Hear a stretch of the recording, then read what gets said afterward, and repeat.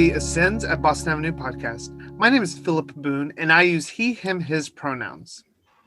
And I'm Caitlin Drake. I use female pronouns she, her, hers.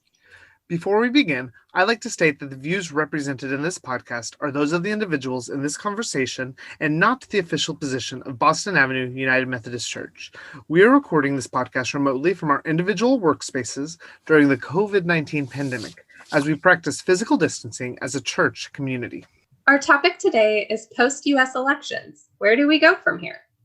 If anything is clear from the tension, anxiety, rhetoric, and behavior of folks, it's that we are a divided and hurting nation. Where do we, as Christians, go from here? Today, to talk with us about this, we have our guests, Reverend David Wiggs, Senior Pastor of Boston Avenue Church, and Reverend Dr. Gary Peluso-Verdend, the Executive Director of the Center for Religion and Public Life at Phillips Theological Seminary. We're focusing this conversation really on Christianity and politics. But as Christians, should we even care about politics? How do politics and faith fit together? And are there any times that they accidentally overlap when they shouldn't? I'll take the lead on that one. So first off, if the only reason that Christianity and politics wouldn't cross ways at all is if Christianity is simply a salvation religion and it's all about me and Jesus, and how we treat each other has nothing to do with it. So for those people who believe that, there's no relationship between religion and politics. For all the rest of us, there is great overlap between the two. In fact, we tread a lot on the same territory. Both religion and politics have stories we tell about who we are and where we came from and where we're headed. We both have understandings as to who belongs, what it takes to belong, and also who doesn't belong.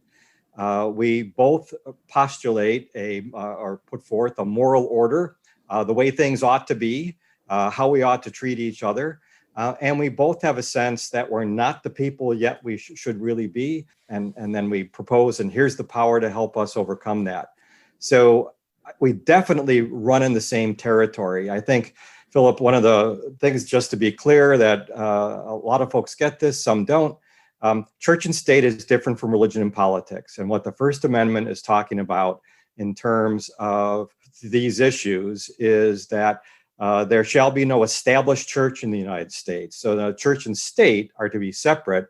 Religion and politics are two fields of how we are to live with each other that isn't simply about the institutions of church and state. Again, it has a lot to do with basic understandings of who we are and what we're here to do. Also, in addition to what Gary's saying in terms of separation of church and state, religion and politics, in the United Methodist tradition, and we're not the only one, but particularly in our tradition, we have had since the early 1900s statements about social justice, social issues, or what we might call political issues. In our current social principles, it's divided into different categories. One of the categories is called the political community and talks about that government has a vital function in our societies. It does help organize and order how we live together, that voting should be a right. The free exercise of the vote should be a right for all adults in a society. So in a way, it's endorsing democracy as a way for governments to function that Christians can support. So I think where we get into trouble is so often we take the lead of the political community in our discussions and we become partisan right away, or a person who is a Christian, when they start talking about politics, sort of forgets about their Christian language or Christian worldview and drops only into a partisan way of talking about things. And certainly in America right now, we've become so polarized, in my view, and it's so dominated by a two-party system, which rather than what I think they used to do is elect people from different parties, but people from both parties believe that they could work with somebody in a different political party for the good of the country. And it wasn't a sin, or it wasn't selling out your constituency to come to a compromise with somebody else that was part of a different political party. So I think so often we quickly degenerate into a partisan discussion instead of a more broadly political discussion of the issues, or even worse, we fall into attacking a particular individual or demeaning them or dehumanizing them or overgeneralizing that all Democrats are like this or all Republicans are like this. And they're necessarily then, we can suspend caring about them or treating them in any way that's humane. So, I think the witness that we have as Christians is that we can say, we can discuss political issues, and we should, because as Gary was saying, they are issues about morality and ethics and justice. But how we do that and how we treat each other when we do that, I think Christians should have a lot to say about. And unfortunately, the Christians you hear about mostly in America today are the evangelical white Christians, or the further to the right, if you aren't thinking right and left in terms of political spectrum. And they've fallen completely into endorsing a candidate and declaring that one candidate or one elected official is used by God and others are not, and that kind of thing. And that moves into very tenuous territory that, in my view, becomes unchristian and is bad theology just on the face of it, despite whatever the people might be that are involved in terms of the political or governmental officials. Yeah, and I concur with that 100%. There's a phrase, it was almost a battle cry from the post-World War II era in the ecumenical movement: let the church be the church. And that was necessary because, of course, in both World War I and World War II, kind of ethno-nationalism and various forms of religion melded up together in a way that made then the church subservient to the state. And for a lot of us who are concerned about how we see Christianity being aligned currently in the United States, we're really concerned about the over-alignment of church agendas with political agendas. If you can't tell the difference between a church agenda or a theological agenda and a political agenda, then one of the two has collapsed into the other. And these days in the United States, it usually means collapsed into politics. So let the church be the church. I think that is a great phrase for us to try to reclaim at this time, to tease our way out of the over-alignment with a particular kind of politics, and to do something that's genuinely creative and not just a reactive to this political moment. So as the person who runs the social media page for the church, or pages, I know that social media can be a tremendous resource and asset for churches and for people of faith, allowing us to live stream our worship, connect with new people, share upcoming opportunities. But we've also seen, I think, especially in our personal circles, how people use it to say hurtful things or simplify complicated experiences, and relationships are damaged or severed because of conduct on social media. And I think personally that our behavior on social media can do great harm to Christian witness. Do you have advice or guidance for using social media as people of faith? Maybe some things that we should be holding in our mind before we open our Facebook app or type up that tweet? Well, I just have been reading a little from John Wesley, founder of Methodism back in the 1700s in England. And there's extensive notes that he took in his journal that we still have. And he does have one from October 6, 1774, where he's talking about meeting with Methodists who have a vote. And he recommends, one, basically that they don't take a bribe or get paid for their vote one way or the other. But then also he has two other points. One is to speak no evil of the person they voted against. And the third one is to take care their spirits were not sharpened against those that voted on the other side. And there again, I think, the mistake that so many are making on social media is, let's just say somebody believes in healthcare for all and somebody does not. But rather than having a discussion about the merits or why they think that, and just stick with, can we talk to understand each other? we quickly take a lead from politicians where we're talking to win a debate or to dominate the other person or to embarrass or humiliate the other person. And so it seems to me on the social media I see that's problematic is that people are not there to talk about how can I understand the issues better or have a more nuanced or a more complete understanding of all the different possibilities around healthcare. It quickly degenerates into you're an idiot and your candidate's an idiot and I hate you if you believe that. And it's just such a quickly feature of attacking and demeaning other people. And the issue itself, I mean, what you see in though is that the issue disappears completely and it becomes a personal battle, verbal, by text or by Facebook post or whatever, battle between people and who's got, God on their side kind of thing. Very unhealthy, very unhelpful. It doesn't happen only on social media, but it does seem that sort of the platform where you can sit in your house and not really have to face the other person does encourage, or at least some people seem to think it gives them a different kind of freedom to express themselves in particularly derogatory ways. So, I think Wesley, even though it's a couple hundred years ago, has a great point in terms of how we think about politics and that we are careful in terms of not making it a personal attack on somebody else when we disagree with them. Yeah, I concur, David. Dehumanization comes in many forms.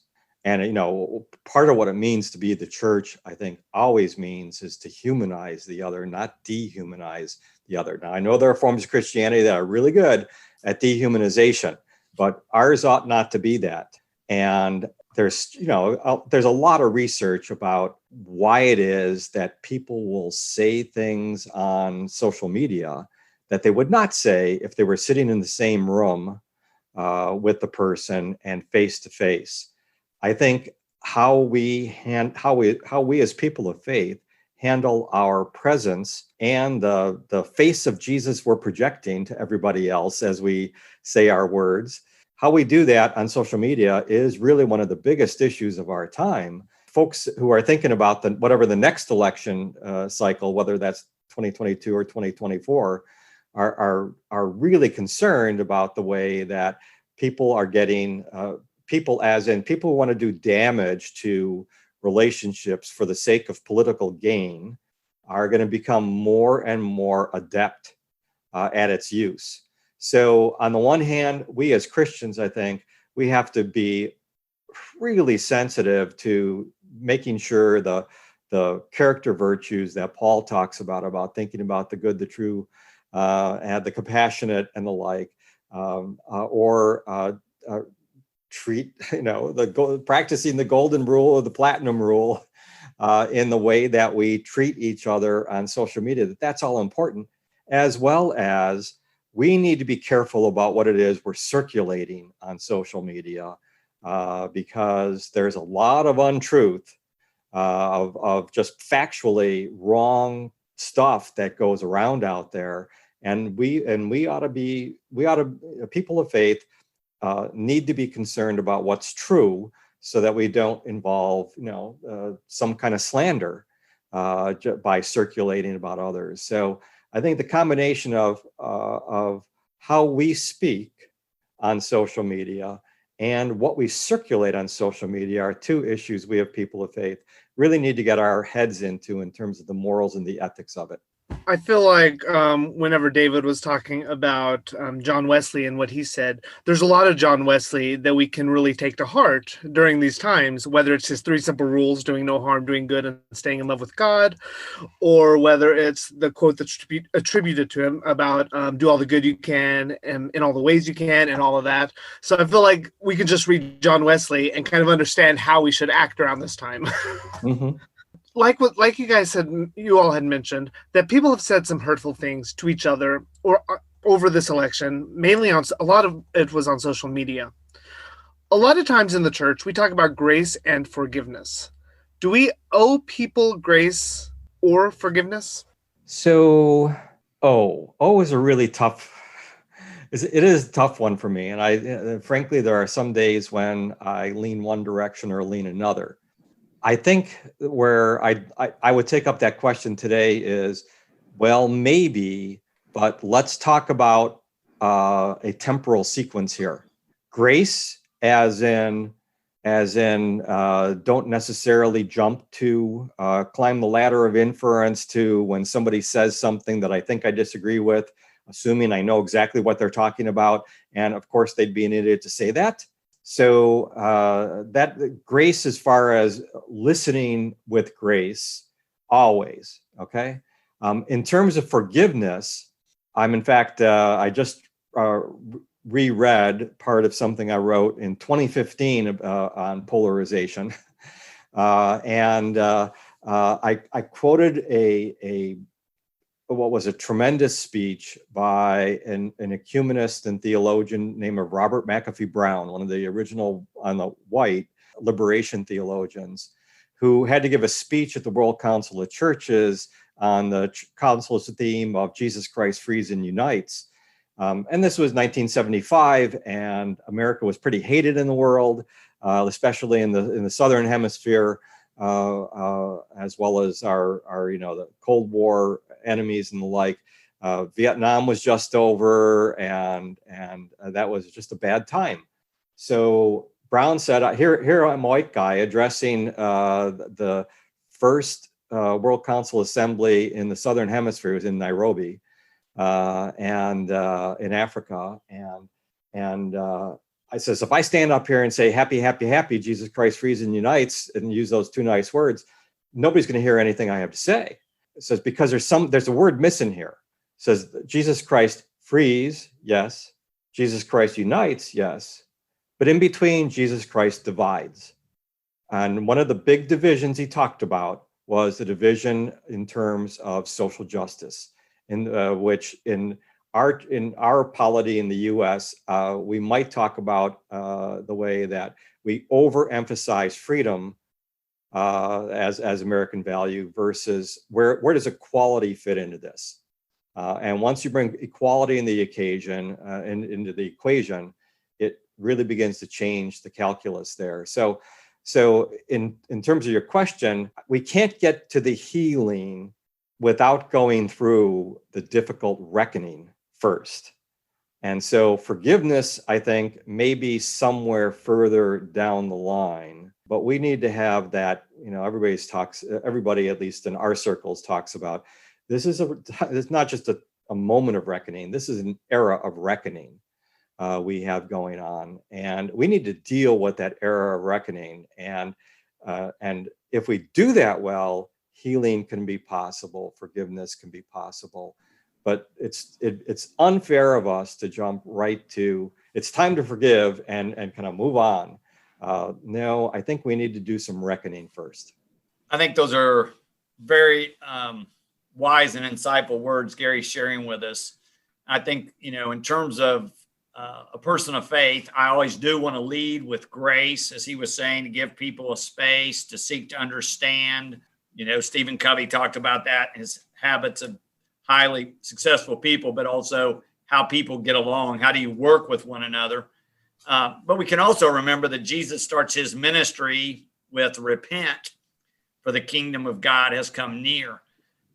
The grace is there. God is available to us. God's love and redemption are available to us. But the first word Jesus says is repent, or right. You've got to do some introspection. You have to do some self-reflection to figure out, where am I in relationship to God and God's will? And I've got to adjust myself and realign myself to be lined up, because the kingdom of God is near. I got to figure out how I, align myself with that in response to God's grace. So I think we do owe people grace and forgiveness, but I'm saying I do also agree with Gary. There's more to it. Dietrich Bonhoeffer, who lived through World War II and made some very difficult decisions as he lived in Nazi Germany, does talk about, a kind of grace without repentance is a cheap form of grace. It's not the fullness of what the gospel's talking about. And that's a lot harder, especially if you've been part of the majority group who's done some of the oppression. or if you've been part of some kind of movement that's created harm. So we're back to yours in terms of just hurting somebody on social media, saying hurtful things. We might need to seek forgiveness as well as offer forgiveness. As you said, Wesley's general rules help us here to think about do no harm. If I'm posting a political cartoon that I think is hilarious, but if I step back and look at it, realize that it's really might be harmful or hurtful to somebody else, then I should probably think about it again before I post it, despite the fact that I got some personal humor or pleasure out of it. There's some cartoons that are just, funny and poke fun at all of us. There's others that are can be pretty demeaning to somebody else. So, and I think this leads really well into another question that we had kind of prepared. There's a lot of folks saying we don't have to agree to get along. And in fact, the world would be a pretty boring place if we all agreed on everything. It sounds really nice, but sometimes when it comes to politics, what is seen as a disagreement by one person might actually be oppression, like you had mentioned. So as Christians, what are some tools that we have to navigate disagreement? And what are some tools or some understandings or some processes that we have to navigate oppression? And do we get to determine, is this oppression or is this disagreement? Well, we certainly will each have an opinion regarding that. And I'm also going to say what we're capable of on this question in terms of discussion in a Christian community, such as at Boston Avenue, versus what we're capable of in the general public. Those are two different things. We who are part of the same congregation, and this being a United Methodist Church, we are united in our baptism. We are united by some affirmation of certain beliefs, and we are united by the communion table. Those are unities which we break only, I think, in the most extreme circumstances. Should those be broken over disagreements? Well, that's when you do get into the question of something being oppressive, and where we as a church, as most of the listeners of this podcast probably know, where we as a church may in fact ultimately break, which is about on the one hand, persons who are saying, or a group of persons who have said that people of certain sexual and gender orientations are sinful or are sinners and are outside of Christian orthodoxy. And there are others of us who have said, no, the ethical thing to do is to embrace all persons because God creates all of us, and there isn't just one sexuality and one gender identity like that God has ordained. So it's very difficult. Let's put it this way. It's very difficult for a person who feels either unseen or genuinely oppressed, as in, people next to me who don't acknowledge my humanity. It's very difficult to be in church with such persons. I'm afraid that when it comes to society, that is going to be one of the bigger questions in front of us. Can we continue to cohere as a society in any meaningful way when there are those persons who, based on our identities, whichever identities we have and exhibit, are seen to be inherently some kind of abomination? So we're in a difficult spot with all of this.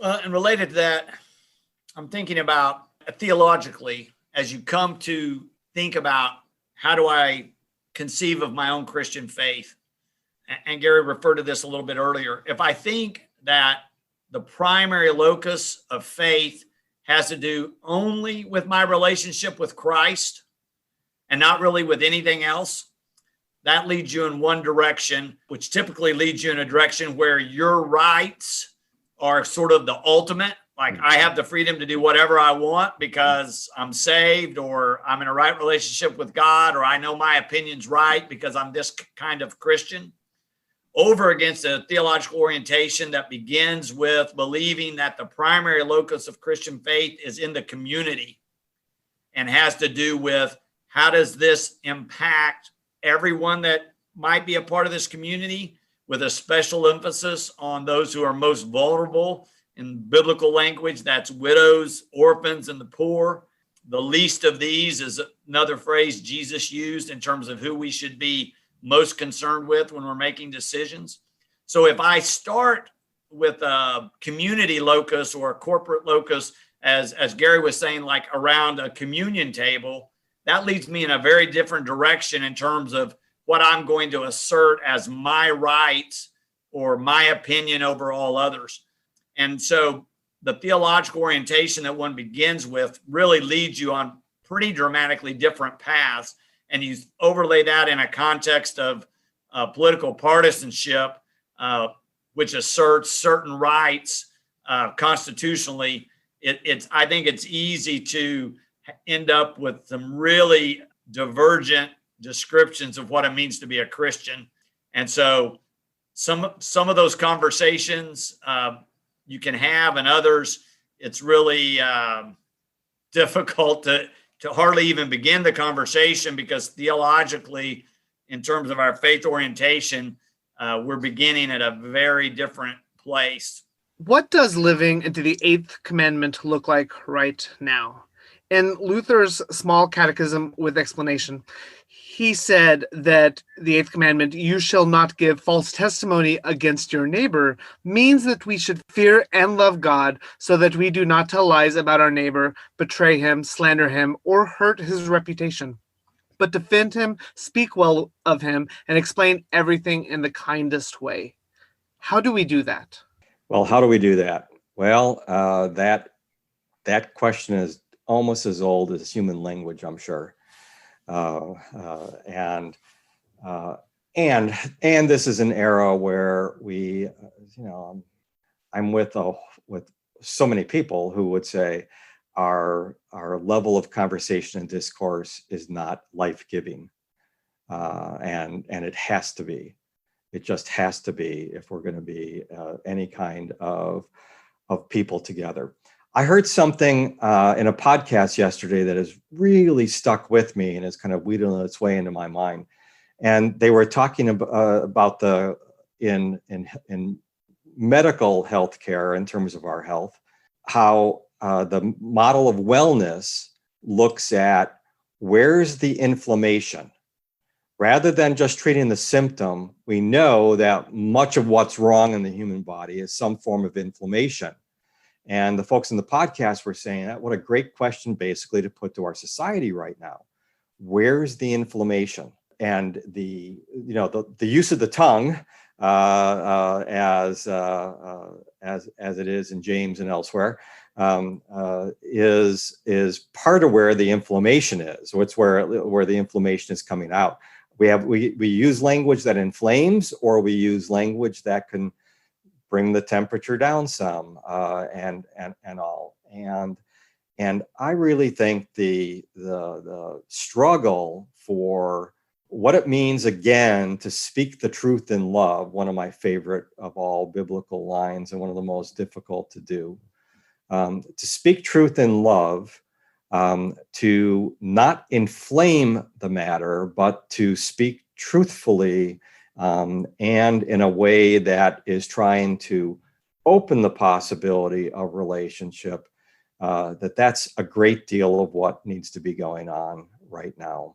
And that's part of, I guess, what I mean, when let the church be the church. You're not going to hear that message in our society right now, except from people who have a religious or spiritual roots from which they're nurtured and speaking.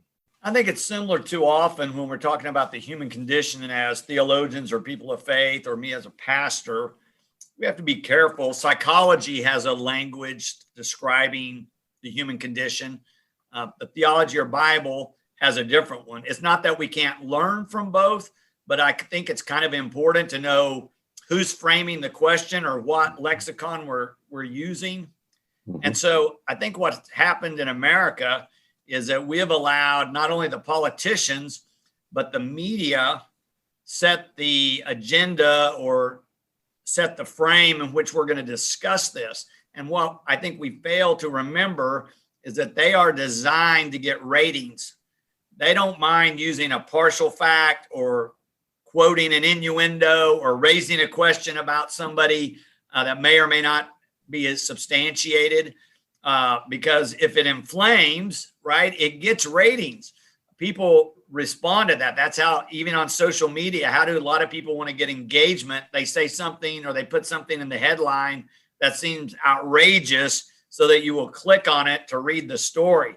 Now, later in the story, they may tell you, well, we haven't really verified this, but what they did was get you to engage in their post or their article or whatever. But if we let the newscasters and people who are willing to use innuendo or unsubstantiated facts or partial information, if we let them frame the context as that's an appropriate way to have a discussion, then I think as people of faith, we've already lost because we gave up the context to begin with. But that's what I see. I see even when Christians discuss it, the political overlay or the cultural or secular context in terms of how these things typically get discussed wins the day right away if we're not really careful as leaders to frame it in a different way and set the context in a different way, as Gary was talking about, in terms of how we talk with one another, how we use the tongue, how we use language.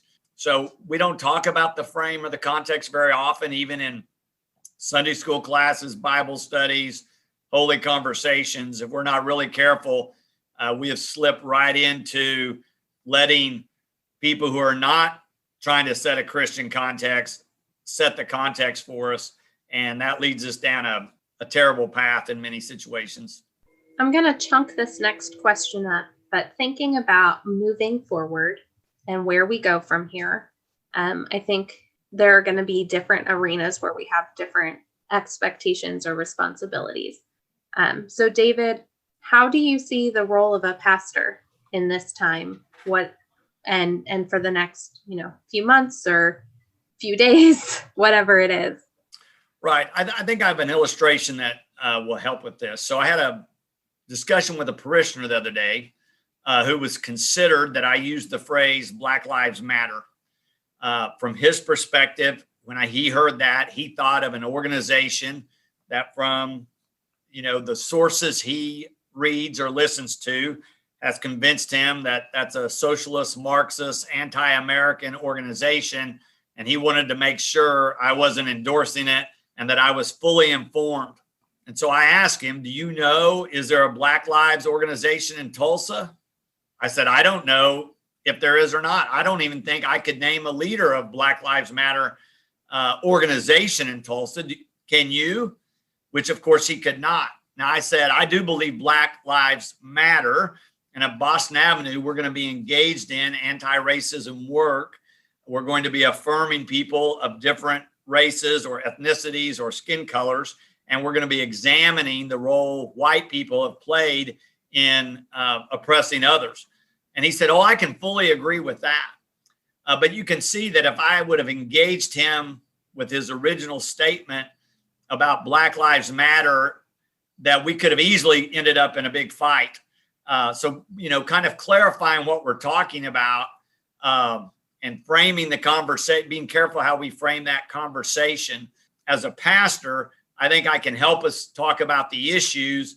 I think I can help us learn some about the other person's perspective. I could have, attacked his sources or said, I think you're listening to the wrong, news, or you haven't read broadly enough about this, or, something like that. Probably we wouldn't have gotten very far. So how we approach that as a pastor, if I can listen and hear, if I can ask some questions of clarification, if I'm given enough time to clarify my position on why I would use the phrase Black Lives Matter, Now, truthfully, I don't know enough about the organization or the founders to know if he's right or not. I suspect there's more to the story than he's read about or heard about. But nonetheless, that can happen on any number of issues where we miss each other from the beginning because we haven't asked questions, we haven't clarified terms. We assume we know what the other person's saying when they use certain words. We do way better when we don't assume that and we ask some clarifying questions before we get very far into the discussion. So widening the circle out a little bit, as individuals within a church community, what are our responsibilities just as individual humans moving forward to keep our church community healthy, or maybe to restore our church community to a healthy place in how we dialogue around politics? For either or both of you, what do you think? Well, Gary mentioned earlier virtues and the importance of perhaps beginning with virtue when we're thinking about what we're going to say or what we're going to do or what we're going to write or how we're going to react.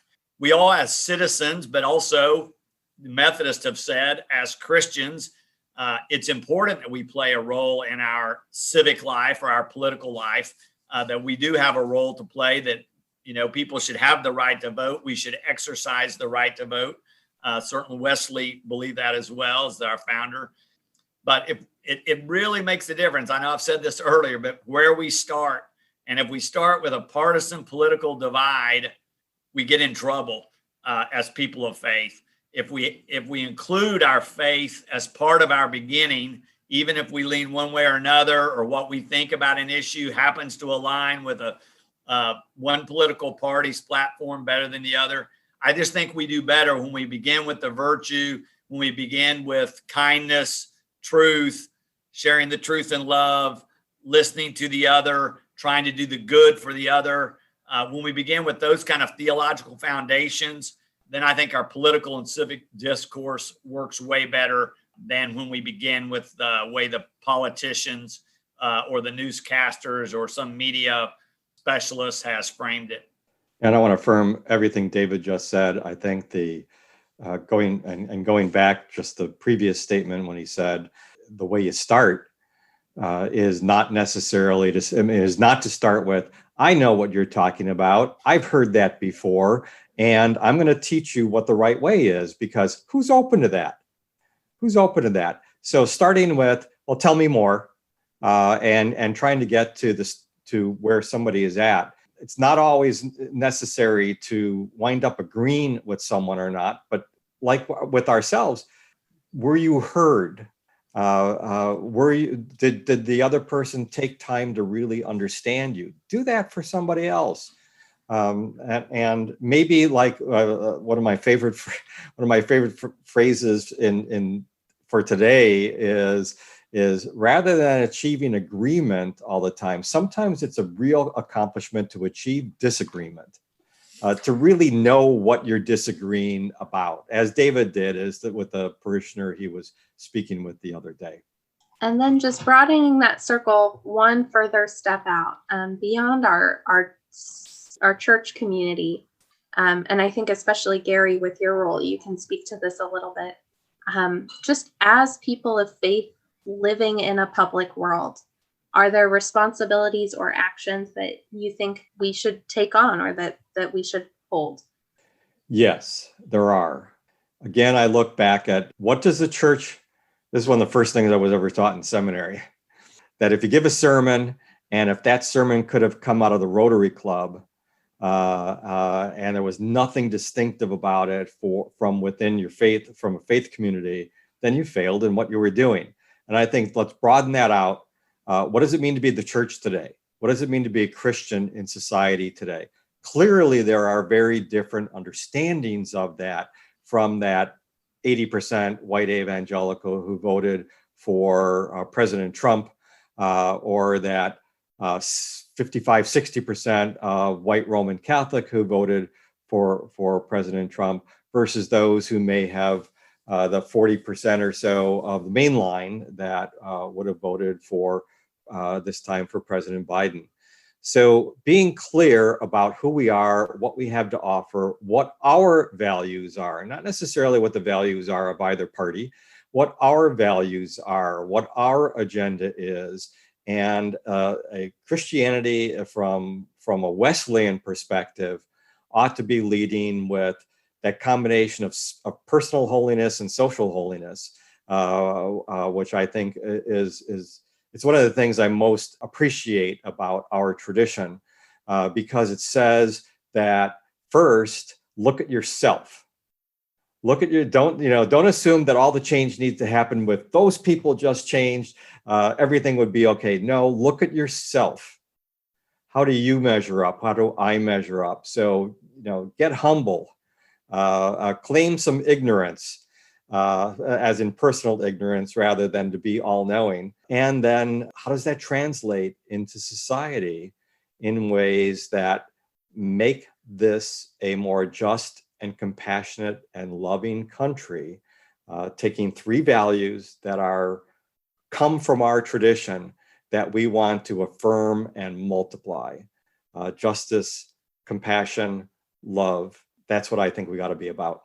I hope this doesn't come as shock to you, to either one of you, or come as shock to any of our listeners, but this last election wasn't actually our final election. We do have more in the future. And so we have the congressional election in 2 years and then another presidential election in 4 years. What lessons can we take away to carry into future election seasons? Well, I think one of them I'd like to say is continue to ask, what are creative ways for us as people of faith to be involved in the civic processes of democracy? There's a lot in democracy which is not simply about voting and what our elected officials are doing in terms of setting legislation. A lot of it is what culture we are helping to create, out of which our leadership emerges and out of which policy concerns are turned into legislation. So being involved in the larger community in ways that, again, I'm an attendee at Boston Avenue. Boston Avenue folks do a really fine job of this overall. There's so many people in the Boston Avenue congregation who are involved in the larger community. There's so much of what Boston Avenue's staff, what you all have planned and executed over time, and that plans you have moving forward. Again, this is a moment of this is not a moment. It's an era of reckoning. It's a time for having difficult conversations. It is not a time to say, we're all together now, let's move forward. But how do we contribute to, I would say, recasting the story of the United States and of our state of Oklahoma, so that there is a more inclusive and just community, which is the result. And that's what I would say. Well, Philip, in terms of going forward, as a pastor, we always want to have everybody agree and everybody unified in the church or our local church that we're a part of. Everybody's feeling good about being together. And yet we know when we begin to discuss difficult or controversial issues that we don't all agree. Now, sometimes that comes as a surprise to people who assume because they go to the same worship service that everybody in the room agrees with whatever they've thought about, choose an issue: immigration, abortion, education, elections, whatever. And sometimes people haven't stepped back to realize just because we can worship together doesn't mean we all agree on what's the best strategy on any particular topic to get to a just end. So that's part of it. We do want unity. But I think what we have to realize is we're not always going to agree. We know that you don't have to think about it very long before you realize we don't all agree. Think about your extended family. We don't all agree in most extended families on any number of, whether you call them social justice issues or political issues or whatever. And so if that's the case, I think we have to reevaluate sort of this cultural phenomenon that if I don't agree with you, I'm going to demean you and I'm going to distance myself from you and I'm not going to have anything to do with you. I think that is a huge mistake that we see repeated in our culture over and over. So going forward, I think as Christians, we have to think about what are, again, virtues or our highest values. If unity is one of those, if the good of all is one of those, if our participation in doing good for another is one of our values, then I think we have to re-examine some of our political activities, the way we engage civically or in civic discourse or political discourse, and make some choices. We will have to remind ourselves, though, as Christians, we can take steps to be kind, to listen, to serve others, even if they disagree with us. Wesley has some great thoughts on all this in terms of, he's talked about in terms of faith even, and disagreements within church, that in essentials, we are looking for unity, and non-essentials, we're looking for freedom or liberty. But in all things, we want to act with charity or kindness or goodness or love. Choose your word there. So I think that's the lesson going forward is, can we use more of our faith resources to ground us as we engage in political or civil discourse, or do we forget our faith and we only go with the politics and the frame that somebody else provided for us? Well said. Excellent. Thank you so much, Gary and David, for joining us today. This has been the Ascends at Boston Avenue podcast. Our producer is Alicia Urban. Our theme music was composed and performed by Wyatt Smith. Boston Avenue United Methodist Church is a progressive historic church located in downtown Tulsa, Oklahoma. Please check out our social media for more information on what's going on at Boston Avenue UMC. We can be found on Facebook, Instagram, Twitter, and YouTube. We'll talk to you next time. Thank you.